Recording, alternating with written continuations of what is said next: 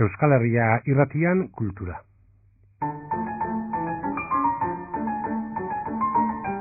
Eusko ikaskuntzaren aupada eta babesarekin.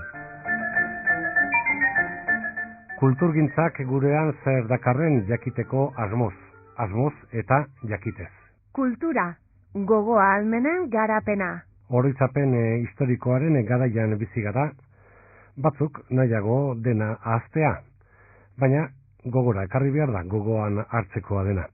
Iraganari begirada kritikoa emanez, gertatuak behar diren moduan ezagutuz. Jeronimo de Ustaritz Historia Institutoak Errepublikaren garaian erlijioak eta elizak jokaturiko funtzioa aztertu nahi du. Estatu errepublikarrarekin izandako harremanak, gizartean bi sektorek talka nola egin zuten aditzera eman eta aztertzeko eskintzata aukera ere eman nahi duten noski. Eliza, erlijioa eta politika. Gertatu zen, euren sentimendu erlijiosoa minberatua ikusirik, eraso, irain edo mehatxu gisa bizi izan zutela errepublikak ekarritako aire eta berrikuntza. Elizaren gehiegizko eragina gutxitzeko joera izan baitzen hortartia. Hau guztia dago gai honen muinean. Santi Leone, Jeronimo de Ustaritz Instituto honetan idazkaria da. Nik uste gaurkotasuna handiko gaia dela, esan ere duela gutxi berriz piztu omen zen edo antzeko zerbait ez, hemengo edo gaurko gobernua Elizaren kontra dago, eta horrek berriz gogora ekartzen zuen errepublikan gertatutakoa eta ez. Garai hartan, errepublikaren garaian zenbait arazo nagusi izan ziren, nekazal erreforma eta edukazioaren erreforma eta bar, baina berdea nagusiena hauxe izan zen, Elizaren inguruko jarrera kontrajarriak, alde batetik, zuk aipatu zuna, alde batetik ustezko gehiagikeriak, eta aldetik,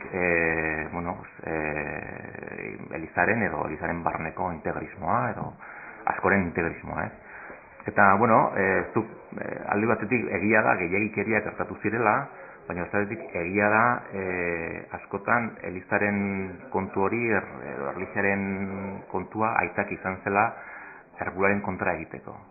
Izan ere, bai, Eliza batzuk errezituzten errepublikanoek, edo anarkistek, edo sozialistek, edo nik zerrekit norko, Eliza batzuk bai erregin zituzten, baina askotan egunkarietan eta edabideetan gertakari latzoiek ezageratuak agertzen ziren, Ezageratuak erakusteko, errepublikaren gobernuak ez du indarrik, ez du borondaterik, gehiagikeri horiei aurre egiteko eta geldiarazteko.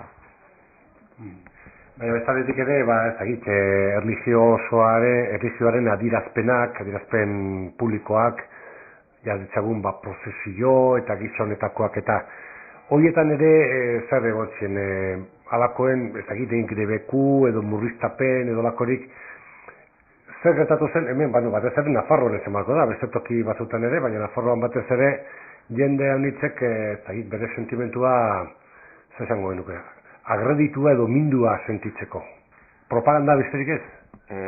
Errepublikak laikotasuna gustatu zuen, eta hori azki zen jende asko minduta sentitzeko, Izan ere, garai hartan normalena edo ohikoa zen katolikoa izatea.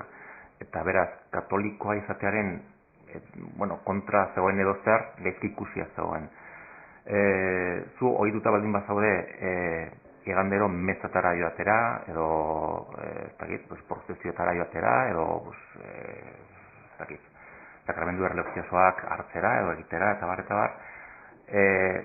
Ikusten duzunean, jende batzuek hori ez dutela egiten eta gainera ongi ikusiak daudela eta gainera errepublikaren gobernuak hori baimentzen duela eta bultzatzen duela, minduta sentitzen zara.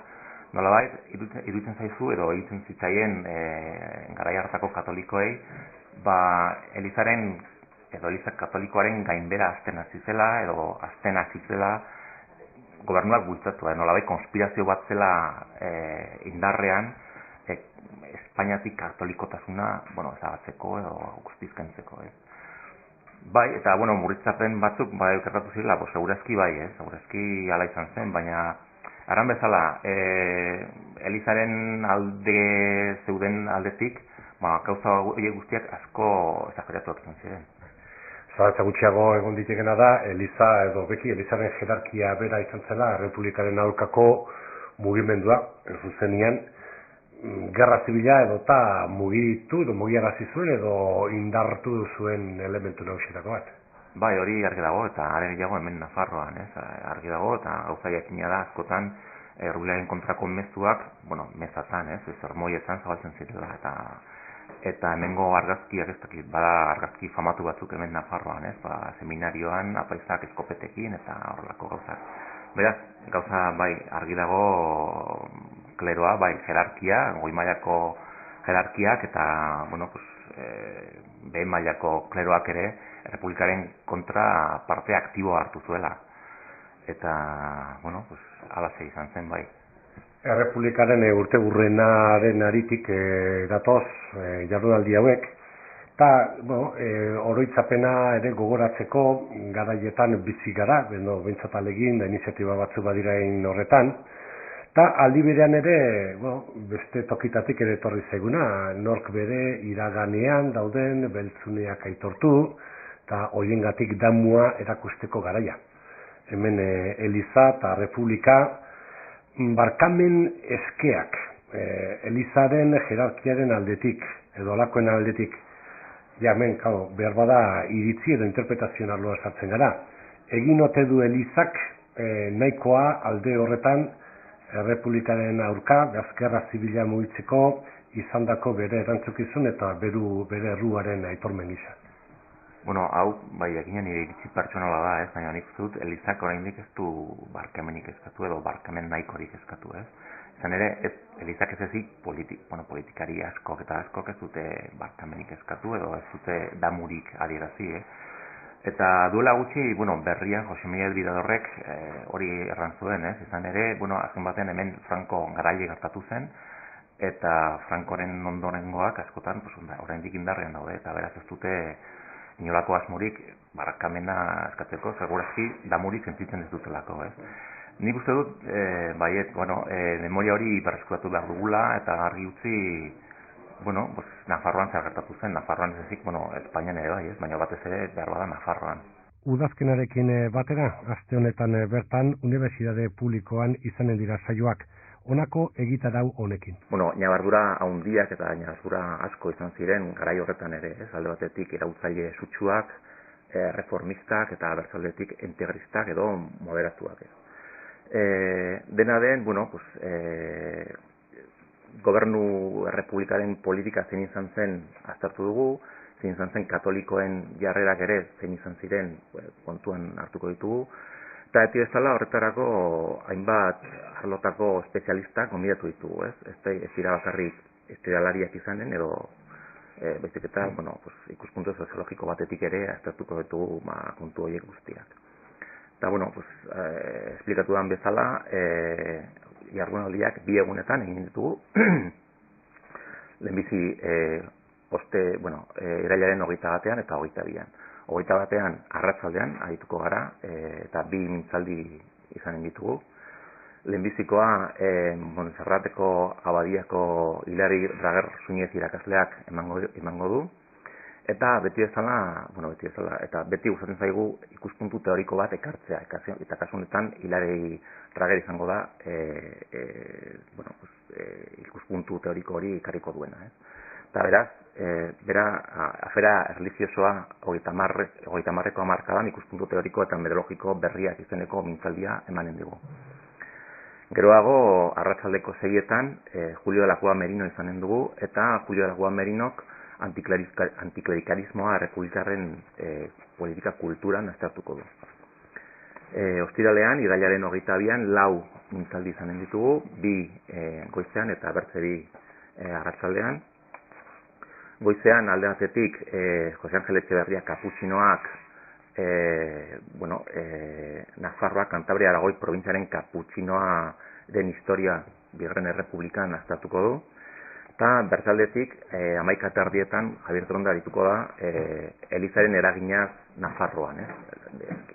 Elizaren eragina nolakoa izan den Nafarroan azalduko digu Javier Trondak. Eta bukatzeko arratsaldean bertze bi mintzaldi izanen ditugu, alde batetik Julen Urkiza kameldarrak, Nafarroako probintziaren kameldarraren historia aztertuko du, eta azkenik bukatzeko 6etan, Feliciano Montero García, Alcalá de Henareseko Unibertsitateko irakasleak, gizarte mugimendu katolikoa bigarren errepublikan izanen du mintzagai. Eta bueno, hori da nire aldetik. Jardunaldi hauetan izlarietako bat Javier Dronda, historiadore gaztea izanen da. Doktoretza tesia egiten ari da bera. Errepublikaren garaian, Nafarroan elizak zenbateko eragina zuen aztertuko du jardunaldiotan. Galdera egin diogu Javier Drondari. Erlijioa izan ote zen errepublikaren aurkako faktore mobilizatzaile nagusia Nafarroan. Jende asko esaten du hemen faktore principala izan zuela. Baina ni nago hain ziur. Eta batez ere ezke nik uste dut ezin duzu desberdin bereizi kontu erlijiosoa eta politikoak. Ez ziren hain, dena oso lotuta zegoen. Bere lemak zen, erlijioa, familia, aberria, ordena, dena oso lotuta zegoen. Eta errepublika eterrentzat eta eskuin eterrentzat, ez zegoen hori. Orduan, ez dakit, jendea batez ere, agian, jende, pobre batzuentzat, agian hori zen arrazoi principala, zeren gero bestaldetik agian hori etzen oso logikoa postura hau hartzea, orduan suposatzen du hori, segun zer motatako jendea.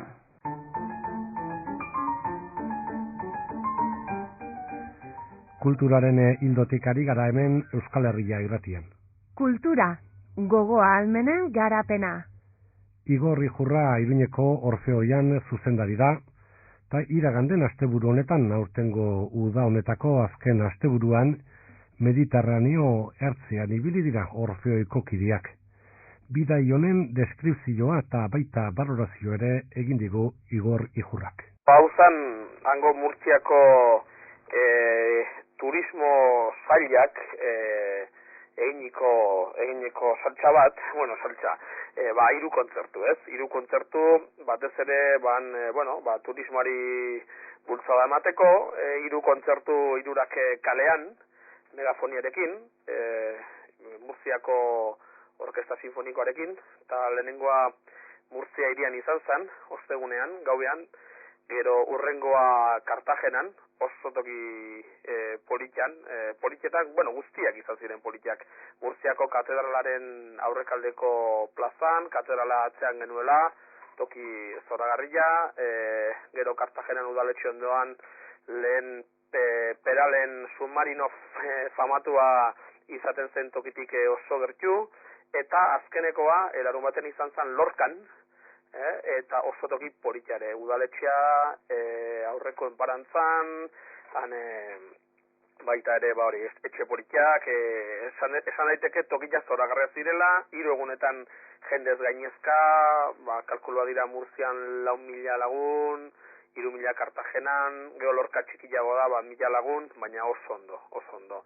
Gureko aldetik zoragarria, eta orkestare oso kontent geratu da gure lanarekin. Eta hor errepertorio aldetik, oso repertorio politia zan. Aixe erreza jendeak entzuteko, ez?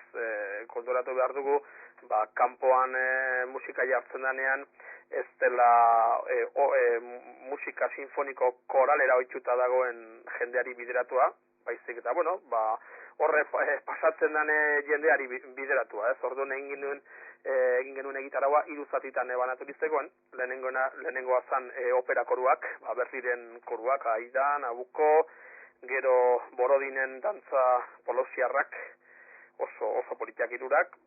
Horren ondoren bigarren atala zarzuela koruak, aski ezagunak askorentzat, eta bukaeran Sudamerikan musika, ez? Ego Amerikako musikal, mailanera, adios horrelako kanta pixkat oizko repertoriotik ateratzen direnak, ez? Eta jendeak oso ondo pasa zuen, eta egia esaten zut, gero egunero 2 edo 3 bis ere abestu genituen, orduan nik uste arrakasta politxe izan degula, gero hango orkestra ere eta maixua, Jose Miguel Rodilla, oso kontente, oso pozik gertitzu dira gure lanarekin, eta bueno, ia honek balio digun, berrirore haiekin errepikatzeko, ez? Beste oizko repertoriotan. Bai, hor, zenbait kontu, gertatzen dena da, Iruñeko Orfeoiak duen kantari kopuruagatik eta ez dela erretxe izaten, alako talde, alako multzo haundi batetik bestera eramatia, hori zenbat zeate, eta nola izaten da. Egun lagun, oraingoan 80 jungea, ez? Beti ez gera guztia joaten, ez? Horrelako bideietara, baina horrek arestitzen du, ez? 80 lagun bitarteko talde bat mugitzea, ez? Mugitzea. Eta, orkestaren abera batzuk diruz ondo daude, baina ez guztiek, ez? Ez guztiek orduan Orfeia bezalako koru bat mugitzea, ez da erraza izaten, ez? Ez da erraza izaten.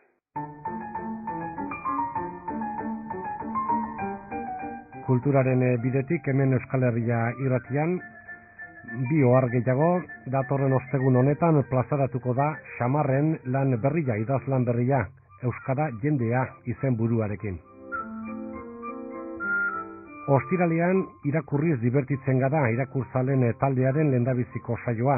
Itxaro Borda idazle Baxenafarraren zeruetako erresuma, Iruñeko zaldiko maldiko elkartean.